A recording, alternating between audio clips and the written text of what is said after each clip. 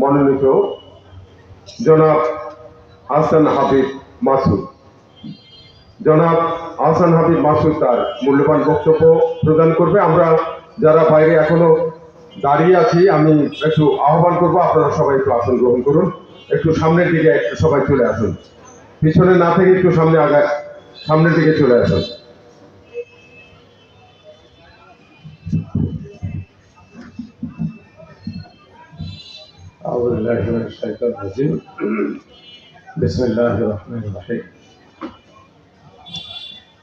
আজকে নাগরিক সুরক্ষা কমিটি কর্তৃক আয়োজিত এই মত বিনিময় সভার উপস্থিত আছেন আয়োজক কমিটির আহ্বায়ক ইঞ্জিনিয়ার রাজ্য,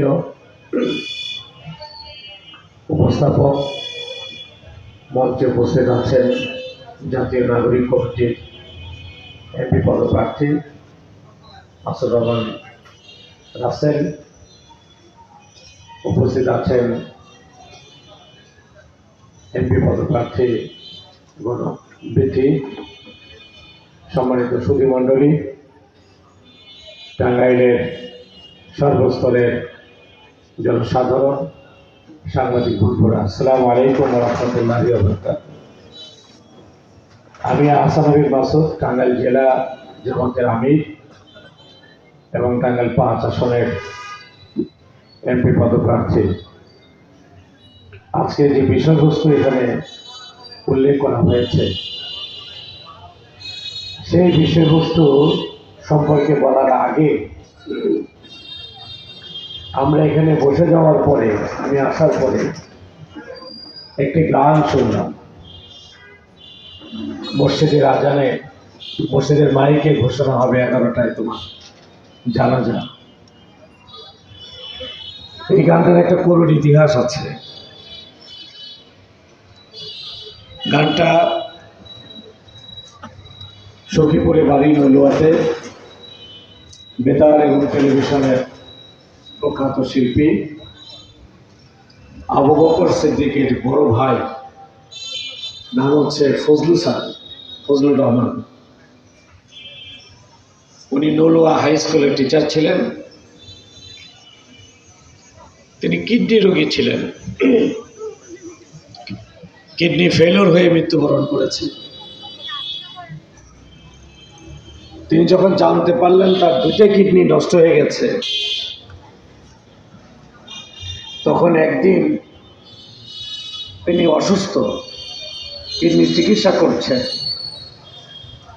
মসজিদের মাইকে ঘোষণা হচ্ছে অমুকের জানাজা অমুকটার সময়। তিনি গীতিকার ছিলেন, সুরকার ছিলেন এবং নিজে গান গাইতেন। তখন সেই ফজলুর রহমান সাহেব এই গানটা রচনা করেন। গায়ক যিনি আছেন তিনি হয়তো ইতিহাস আমার চেয়ে ভালো জানেন, এবং পরবর্তীতে টেলিভিশনের একটা সাক্ষাৎকারে আবু বকর সিদ্দিক এবং এই ফজলুর রহমান সাহেব দুইজন একে অপরের সাথে কথোপকথনের মধ্যে এই গানটি ফজলুর রহমান সাহেব গান। সেদিন চোখের পানি পড়েছে সবার। এভাবেই এক সময় আমাদেরকেও চলে যেতে হবে। বিটি আজকে ভাসানীর সাহেবের কথা বললেন, মৌলানা আব্দুল হামিদ খান ভাসানীর হকের কথা বললেন। তিনি হক কথা একটা পত্রিকাই করেছেন, তার হকের আন্দোলন ছিল। আমরাও হকের রাজনীতি করি। দুর্নীতি করা মানে বাংলাদেশের প্রত্যেকটা মানুষের হক মেরে খাওয়া। চাঁদাবাজি করা মানে বাংলাদেশের প্রত্যেকটা মানুষের হক মেরে খাওয়া। চুরি করা, ঘুষ খাওয়া মানে হচ্ছে বাংলাদেশের প্রত্যেকটা নাগরিকের শুধু হক মেরে খাওয়া না, ওই যে বলল না জীবজন্তু, এটা সহ সবকিছুর হক মেরে খাওয়া। হক আল্লাহ তাআলা মাফ করবে তাকে আমাদের মাঠে। ওই হক মেরে খাওয়া যদি বন্ধ হয়ে যায় তাহলে বাংলাদেশের এই জীববৈচিত্র্য সুন্দর হবে। তাছাড়া বাংলাদেশের জীববৈচিত্র্য কোনোদিনও সুন্দর হবে না। আর হক মেরে খাওয়া বন্ধ করতে হলে সব নেতৃত্ব প্রয়োজন। বাংলাদেশে নেতৃত্বের পরিবর্তন, আগের নেতৃত্বই যদি থাকে ঘুরে ফিরে, যারা হাজার হাজার কোটি টাকা বিদেশে পাচার করেছে, হাজার হাজার কোটি টাকার শেয়ার মার্কেট থেকে লুটপাট করেছেন, তাদের সাথে বন্ধুত্ব করে যারা ব্যবসা বাণিজ্য করেছেন, আবার ঘুরে ফিরে সেই চরিত্রের মানুষই যদি রাষ্ট্রীয় ব্যবস্থাপনায় আসে, তাহলে কোনো দিনই এই জীববৈচিত্র্য বলেন আর সুন্দর ব্যবস্থাপনা বলেন আপনি পাবেন না। আম গাছে মিষ্টি লিচু পাওয়া যাবে না, তেঁতুল গাছে মিষ্টি আম পাওয়া যাবে না। যেরকম বাস্তব, দুর্নীতিগ্রস্ত নেতৃত্বের মাধ্যমে দেশ পরিচালিত হলে বাংলাদেশের মানুষের কোন ভাগ্যের পরিবর্তন সাধিত হবে না, হবে না, হবে না। লিখে নিতে পারে। আমি একটা পরিসংখ্যান নেই আপনাদের, উপস্থিতি তো কম। আমি যে জায়গায় যাই এই কথাগুলি বলি। আজকে অন্তত 5,000 লোকের কাছে হাত মিলাইছি, অন্তত 5,000 লোকের সাথে হাত মিলাইছি। সংখ্যাগুলো আরো বেশি হবে। আমার কাছে মনে হয়েছে বাংলাদেশের জনগণ একটা বিপ্লব করার জন্য তৈরি। 5,000 জনগণের মধ্যে আমার কাছে মনে হলো যেভাবে তারা আলিঙ্গন করলো, অন্তত 90% মানুষ এখন পরিবর্তন চায়। গেছিলাম মামুদনগর ইউনিয়নে, চরের পর চর, নদী দুইটা পার হয়ে সেই নিভৃত বাজার, রাস্তাঘাট নাই, রাস্তা আছে ভাঙা, কোনো জায়গায় কোনো রাস্তাঘাট ভালো নাই। আর উন্নয়নের জোয়ার হয়ে গেছিল, সিঙ্গাপুর থেকে বানাইছে বাংলাদেশে। 29.5 লক্ষ হাজার কোটি টাকা টিআইবি হিসাবে বিগত সরকার বিদেশে পাচার করেছে। তার পরিমাণ কত জানেন? ক্যালকুলেশন করে বাইর করে দেখে 29.5 লক্ষ হাজার কোটি টাকা মানে হচ্ছে বাংলাদেশের প্রত্যেকটি পরিবারকে নগদ ক্যাশ যদি বিলি করা যাইত 12 লক্ষ টাকা করে দেওয়া যাইত। আমার আপনার পরিবার থেকে এই 12 লক্ষ টাকা গায়েব করে বিগত সরকার চুরি করেছে।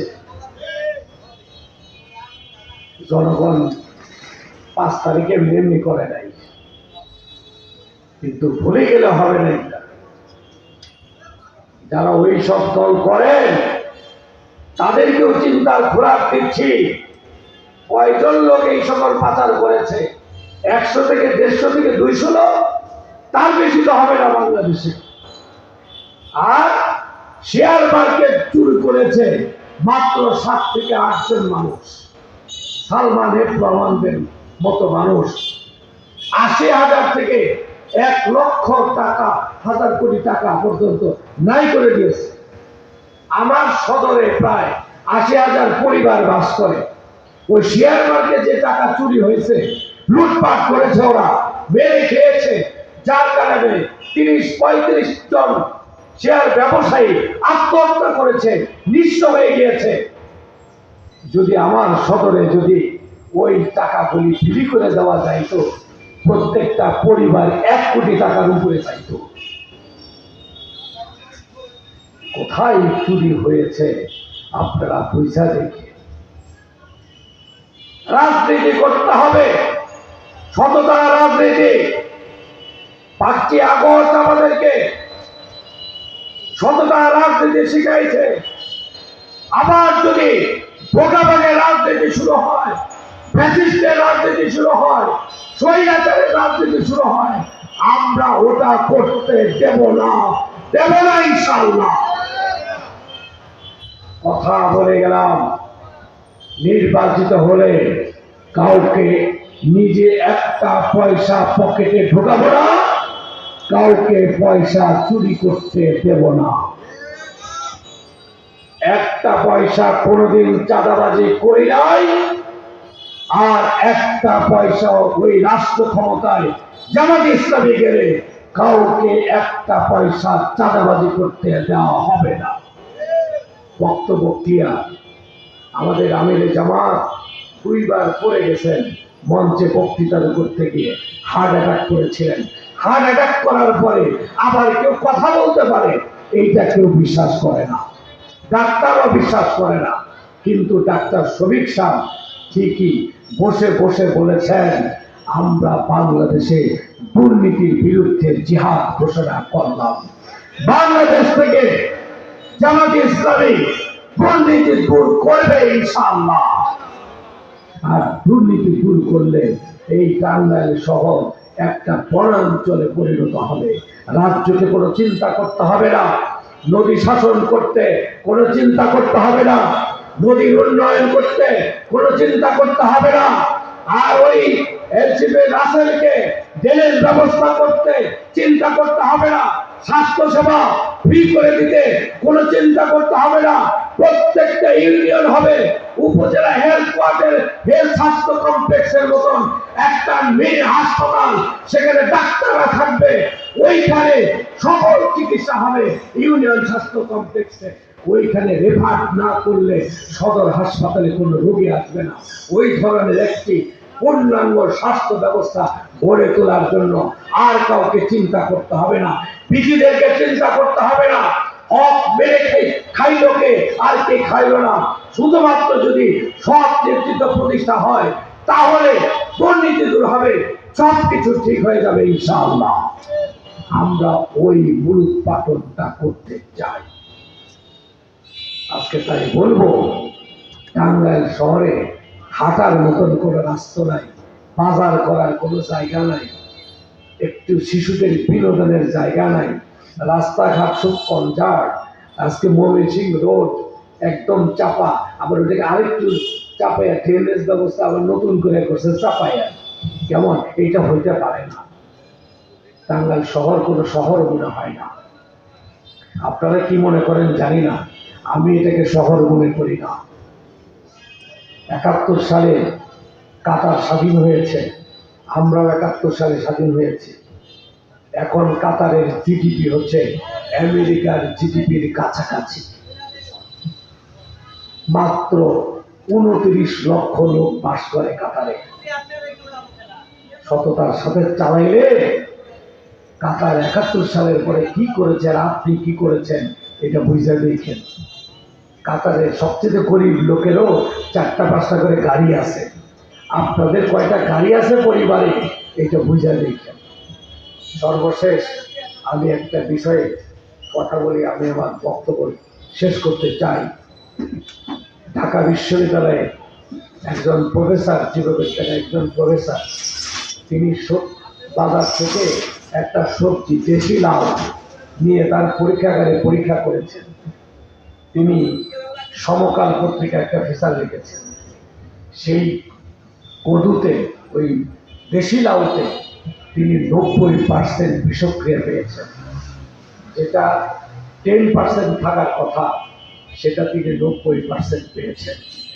তিনি বলছেন, এই যে নীরবে সবজির মাধ্যমেও বাংলাদেশের নাগরিকদেরকে হত্যা করা হচ্ছে, যে কারণে কিডনি রোগী হয়। এই যে গানের সেই গীতিকারের কথা বললাম, বয়স বেশি হয় নাই, তিনি কিডনি রোগীতে মারা গেছেন।